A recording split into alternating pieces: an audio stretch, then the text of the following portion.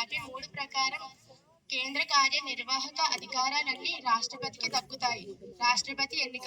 రాష్ట్రపతి పదవి ఖాళీ ఏర్పడటానికి ముందు 60 రోజులు ఎన్నికల ప్రక్రియ ప్రారంభమవుతుంది. ప్రకరణ 55లో రాష్ట్రపతిని ఎన్నుకునే పద్ధతిని ప్రక్రియను పేర్కొన్నారు. నైష్వాతిక ప్రాతినిధ్య ఒకే ఓటు బదలాయింపు పద్ధతి రహస్య ఓటు ద్వారా ఏర్పడుతుంది. రాష్ట్రపతిని ఎన్నుకునే ఓటర్లుగా అన్ని రాష్ట్రాల ఎమ్మెల్యేలు, అన్ని రాష్ట్రాల ఎంపీలు ఓటర్లుగా ఉంటారు. అయితే మన ఓటుకు సమాన విలువ ఉంది. కానీ రాష్ట్రపతిని ఎన్నుకునే అన్ని రాష్ట్రాల ఎమ్మెల్యేలకు ఒక ఓటుకు ఒకే విలువ ఉండదు. ఉదాహరణ: అత్యధికంగా ఉన్న ఓటు విలువ ఉన్న కొన్ని రాష్ట్రాలు: ఉత్తరప్రదేశ్ ఎమ్మెల్యే ఓటు విలువ 208, తమిళనాడు ఎమ్మెల్యే ఓటు విలువ 176, మహారాష్ట్ర ఎమ్మెల్యే ఓటు విలువ 175, సిక్కిం ఎమ్మెల్యే ఓటు విలువ 7, ఏపీ ఎమ్మెల్యే ఓటు విలువ 248. ఓటు విలువ ఇలా ఒక్కో రాష్ట్రానికి ఎక్కువ తక్కువ ఉండడానికి కారణం ఆ రాష్ట్ర జనాభా ప్రాతిపదికన ఓటు విలువ నిర్ణయింపబడుతుంది.